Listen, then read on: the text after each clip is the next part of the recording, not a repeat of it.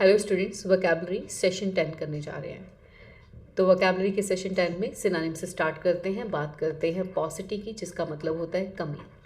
पॉसिटी आप इसे इस तरह से भी याद कर सकते हो, पुअर सिटी में हर चीज़ की पॉसिटी होती है, राइट, यानी कि हर चीज़ की कमी होती है। सिंसेरिटी का मतलब होता है सच्चाई, तो ये इसका सिनोनिम तो नहीं बनता है। शॉर्टफॉल का मतलब होता है अगेन किसी चीज़ का कम होना, कमी, तो इसलिए पॉसिटी का सिनोनिम बनता है शॉर्टफॉल। पब्लिसिटी का मतलब होता है किसी चीज़ में आपकी पॉपुलैरिटी है, प्रसिद्धि है, ठीक है, तो वो आपकी कहलाती है पब्लिसिटी, राइट। एंड डाउनफॉल का मतलब होता है उतार, उतार चढ़ाव हम कहते हैं ना, तो इसका मतलब डाउनफॉल का मतलब होता है उतार होना, किसी चीज़ की पॉपुलैरिटी कम होना, तो वो उस चीज़ का उतार है। नेक्स्ट, अवर्ट करना यानी किसी चीज़ को रोकना, अवर्ट करना, रोकना। तो हाइड इसका सिनोनिम नहीं बनता क्योंकि इसका मतलब होता है छिपाना।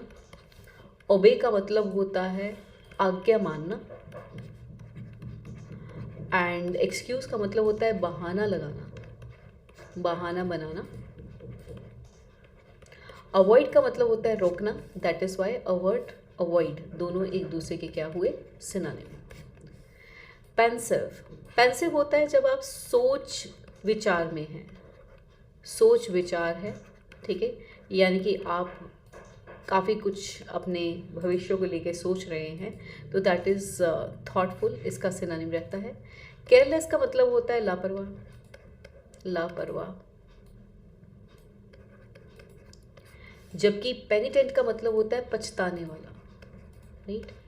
ये कोई अपराध किया है किसने, किसी ने, तो वो उसको पछता रहा है, तो ये पछताने वाला पेनिटेंट कहलाता है। अनअटैच का मतलब होता है जिसका किसी से लगाव ना हो, जिसका कोई किसी से लगाव ना हो, कोई लगाव ना रखने वाला, वो अनअटैच कहलाता है।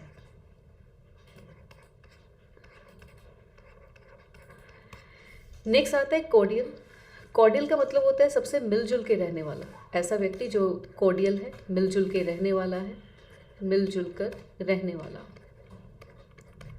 तो इसका सिनोनिम हमारे पास आता है फ्रेंडली। स्मूथ का मतलब होता है जिसमें कोई बाधा ना हो, जो बहुत ही फाइन हो। जैसे मैं आपको एक उदाहरण देती हूँ, आपको समझ में आएगा।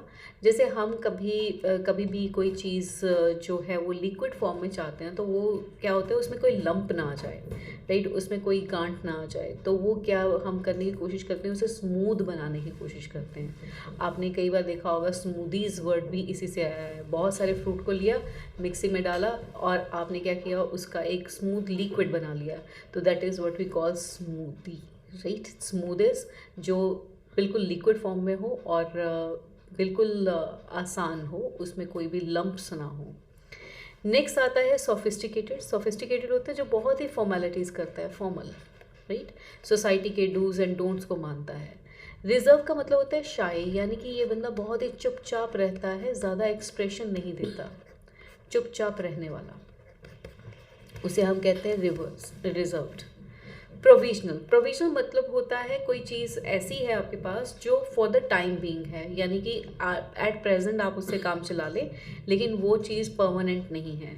तो प्रोविजनल का मतलब होता है जो एट प्रेजेंट काम के लिए है, for the time being, for the time being, यानी थोड़े समय के लिए है, राइट, तो इसे टेम्पररी कह सकते हैं। कैजुअल का मतलब होता है जो पर्सन जो है वो कोई फॉर्मेलिटी ना करे, वो कैजुअल अप्रोच लेता है, ठीक है, तो दैट मीन्स वो बहुत ही जैसे कहें कि इनफॉर्मल स्टाइल को आप कैजुअल कह सकते हैं, राइट। सो नेक्स्ट आता है आपके पास लकी। लकी होता है भाग्यशाली, लकी इज भाग्यशाली। विजिबल होता है जो आपको आंखों से दिखाई दे, ठीक है, दिखाई देने वाला, दिखाई देने वाला, ये कहलाता है आपका विजिबल, राइट। कैजुअल का मतलब आप कह सकते हो बिना फॉर्मेलिटी के, तनाव मुक्त, राइट, ये आपका कैजुअल रहता है। सो आप वीडियो पोस्ट कर सकते हैं और सारे आंसर्स लिख सकते हैं, राइट। मैं यहाँ पे सारी इंक रब कर रही हूँ और आपको एक बार फिर से बता रही हूँ। तो पहला वर्ड आपके पास था पॉसिटी, जिसका सिनोनिम आता है शॉर्टफॉल। अवर्ट रोकना, अवॉइड करना। पेंसिव बहुत सोच विचार में, थॉटफुल। कॉर्डियल यानी मिलजुल के रहने वाला, फ्रेंडली, प्रोविजनल यानी कि थोड़े टाइम के लिए है, that is temporary. Let's discuss antonyms now. Hinder का मतलब होता है रोकने वाला, कोई चीज़ को रोकना हिंडर करना कहलाता है।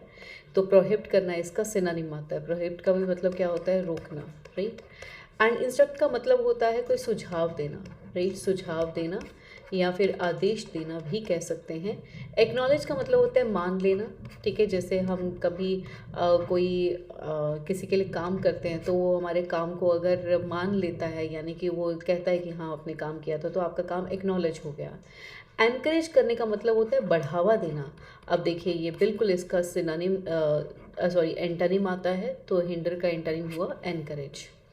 अनकॉम्प्रोमाइजिंग, अनकॉम्प्रोमाइजिंग होता है जो बंदा अड़ियल हो, ढीठ हो, बात ना माने, यानी कि वो आपकी बातों पे ना आए, तो ये आपका अनकॉम्प्रोमाइजिंग है। एंटोनिम इसका फ्लेक्सिबल होगा। फ्लेक्सिबल का मतलब क्या होता है, लचीला, जो कोई भी बात मान लेता है, ठीक है, अकॉर्डिंग टू सिचुएशन ढल जाता है।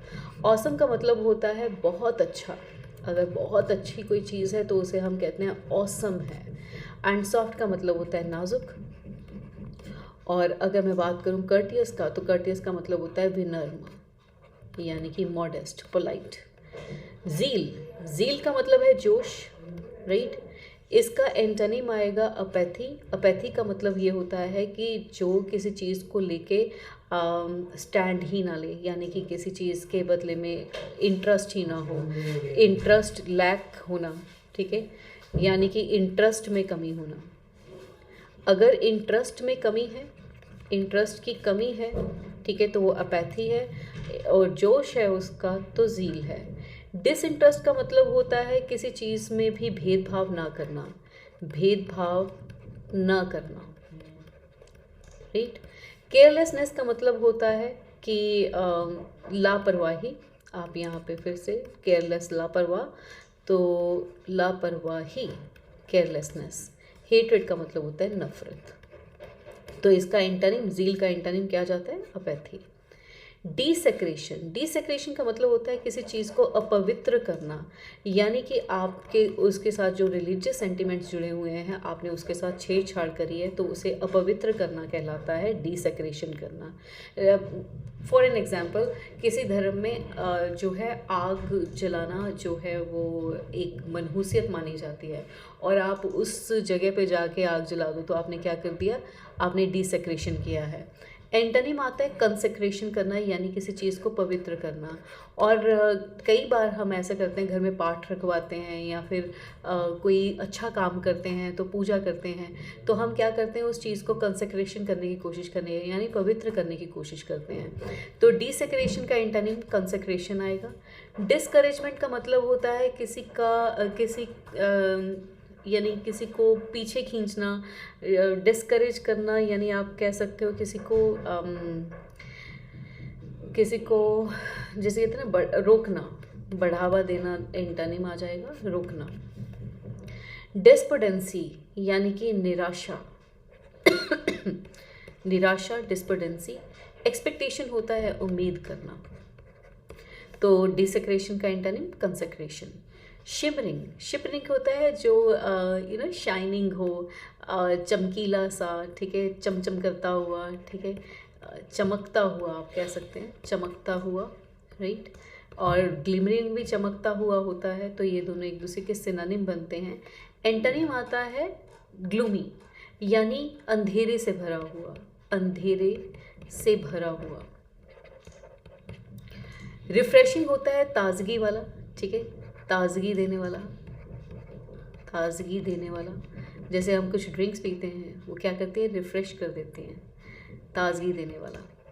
रिपाइनिंग का मतलब होता है पछताने वाला, ठीक है, तो पश्चाताप करने वाला, या फिर हम ये कह सकते हैं रिपाइनिंग यानी जो डिससेटिस्फेक्शन बताए, ठीक है, यानी कि असंतुष्ट व्यक्त करने वाला, कि वो संतुष्ट नहीं है, असंतुष्टि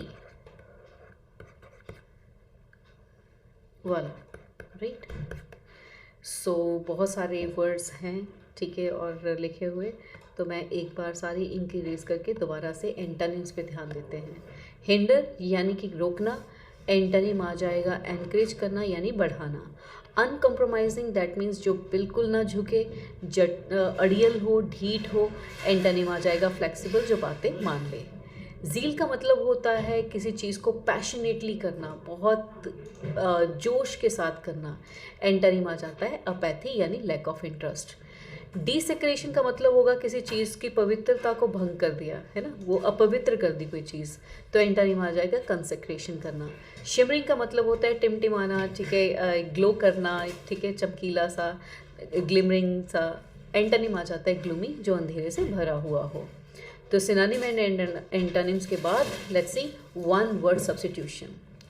अ स्पीच डिलीवर्ड विदाउट प्रिपरेशन, बिना प्रिपरेशन के कोई अगर स्पीच देता है तो उसे हम कहलाते हैं एक्सटेम्पोर, एक्सटेम्पोर। और यहाँ पे फर्स्ट वर्ड आपके पास आता है सॉलिलॉकी। तो सॉलिलॉकी का मतलब होता है जो अपने आप से बात करे। अपने आप से बात करने वाले को हम कहते हैं अपने आप से बात करना, अपने आप से बात करना, राइट। ये आपका कहलाता है सॉलिलॉकी। नेक्स्ट आता है रिटोरिक। रिटोरिक का मतलब होता है जब कोई चीज़ आप बहुत ही ज़ोर दे के कहते हैं, ठीक है, मतलब इम्फेटिकली कहते हैं, प्रभावशाली कहते हैं। तो आप कहेंगे प्रभावशाली, या तो प्रभावशाली लिखना या बोलना, लिखना या बोलना, ये कहलाता है आपका रिटोरिक। एक्सप्रेशन का मतलब होता है कोई भी आप जैसे कह सकते हैं भाव, चेहरे का भाव, ये आपका कहलाता है एक्सप्रेशन, चेहरे का भाव। Okay, one who pretends to be what he is not कहलाता है हिपोक्राइट, यानी कि पखंडी, ढोंगी, देखने के लिए कुछ और है और मन में कुछ और है, ऐसा बंदा पखंडी कहलाता है। क्रोकोडाइल मगरमच्छ है, ठीक है, ये तो लिखने की ज़रूरत नहीं है, आपको पता है। फ्लैटरर, चापलूस, ऐसा बंदा जो दूसरों की जी हजूरी करता है, तो चापलूस करना, चापलूसी करना, ठीक है, तो ये फ्लैटरर। काउंटरफीटर होता है जो क्या करता है, धोखाधड़ी करता है, धोखाधड़ी करने वाला। अब धोखाधड़ी कई मामलों से होती है ना, कई बार पेपर फोर्ज कर दिए, धोखाधड़ी करने वाला, पैसे इधर उधर कर दिए, तो काउंटरफीटर। नेक्स्ट बात करते हैं study of heavenly bodies. Study of heavenly bodies कहलाती है एस्ट्रोलॉजी, यानी कि ज्योतिष शास्त्र, ज्योतिषी की स्टडी करने वाला, ठीक है, ये कहलाता है आपका एस्ट्रोलॉजर। एस्ट्रोनॉमी का मतलब क्या होता है, जो स्टार्स को, राइट, सन, मून, इनकी स्टडी करते हैं वो कहलाते हैं एस्ट्रोनॉमी। स्टार गेजिंग का मतलब क्या होता है, स्टार गेजिंग का मतलब होता है तारों को देखना। ये भी अपने आप में सुखद अनुभव है, तारों को देखना, है ना, बट मुझे लगता है वेले लोगों का भी काम है ना पर इतना वेला हर कोई होना चाहिए, थोड़ा सा तो, है ना, नेचर के करीब जाने के लिए। So star gazing. Astrophysics, astrophysics astronomy की ही एक और ब्रांच है जिसमें हम क्या करते हैं, हम स्ट्रक्चर्स पढ़ते हैं, स्ट्रक्चर्स और उनके केमिकल्स और उनका रिएक्शंस, जो स्टार्स का है, सन्स का, सन है, मून है, तो इनकी स्ट्रक्चर की स्टडी और इनके अंदर जो केमिकल्स या मिनरल्स हैं उसकी स्टडीज़ एस्ट्रोफिज़िक्स कहलाती है। An official call to appear in the court कहलाता है समन। समन होता है जब कोर्ट आपको कहती है कि आओ आके मिलो, ठीक है, आपने कुछ कांड किया है तो देखते हैं क्या है क्या नहीं। नोटिस एक सूचना होती है, जनरली ये गवर्नमेंट जो है वो नोटिस निकालती है। मोमरेंडम, मोमरेंडम होता है दो पार्टीज़ के बीच में एक ऐसा लेटर साइन होना जहाँ से उन्हें पता चले कि उन्होंने क्या क्या प्रॉमिस किए थे, तो आप इसे एक स्मृति पत्र कह सकते हो। स्मृति पत्र यानी कि जो आपको याद दिलाता है कि आपने ये वादे किए हैं। पेटिशन का मतलब होता है याचिका। याचिका अगर मैं कहूँ तो इसका मतलब है कि आपने एक लेटर दिया है कोर्ट को, जुडिशरी को, कि वो आपकी ग्रीवेंसेस को एड्रेस करे, ठीक है, तो वो पेटिशन कहलाता है। To cut apart a person's body, उसे कहते हैं एम्पुटेट करना।